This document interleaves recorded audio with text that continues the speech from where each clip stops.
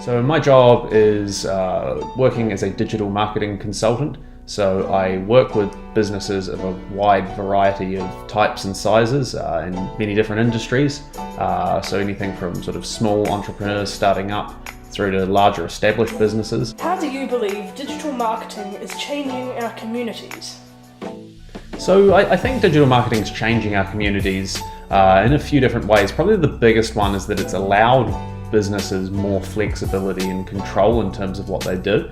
So if you think about traditional advertising, really you didn't have a lot of choice. The difference between that and digital is that with radio, TV and print and other forms of advertising like billboards, it's kind of like take it or leave it. If you want to advertise on the TV, you have to go to the TV station or the people selling those media spaces and you sort of pay the price.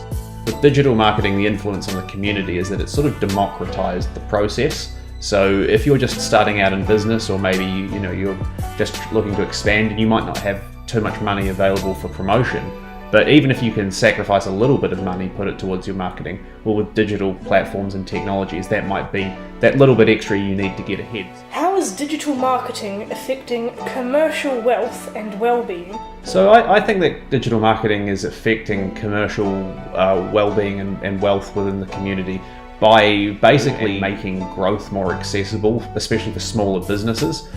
So in the past, and I talk about this a lot, if you wanted to advertise, you might have had to have spent $5,000 in one go on a slot in a newspaper, the weekend paper or whatever your local paper is. And maybe that was too much money for you, so it put you off advertising. With digital, you can start really with any budget. That's what I like about it. So I've seen small businesses get fantastic results, spending very small amounts of money. Sometimes it's even doing things that don't really cost any money, they just cost time. Examples of that being, say you've got a website for your business, you might want to optimize it so it ranks a bit better in Google, or you've got a Facebook page for your business.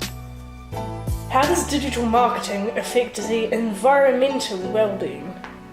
I can think of clients I've worked with who used to take a whole lot of printed material to trade shows, for example. So they'd go to a trade show or an expo, they'd set up their booth and they would hand out loads of printed material that's quite wasteful because often it would just wind up in the bins at the end of the day. But the environmental impact is that you don't have to do all that printing, which I think is a really positive thing. So I think overall digital technology, in the push towards it, has a really good environmental impact.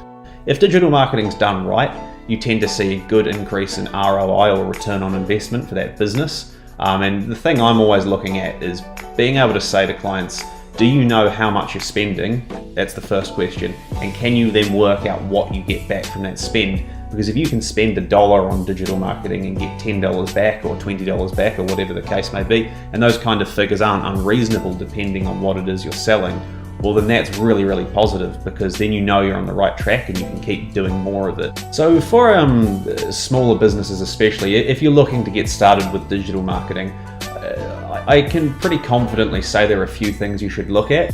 The first thing you really need to have is a good website, but if you're just starting out, you can also look at self-service platforms, things like WordPress or Weebly or Wix, or if you want to run a store, something like Shopify. These platforms are very affordable, they're very reasonably priced, they sort of hold your hand quite a bit as well, and you just use templates and basic things to sort of set everything up.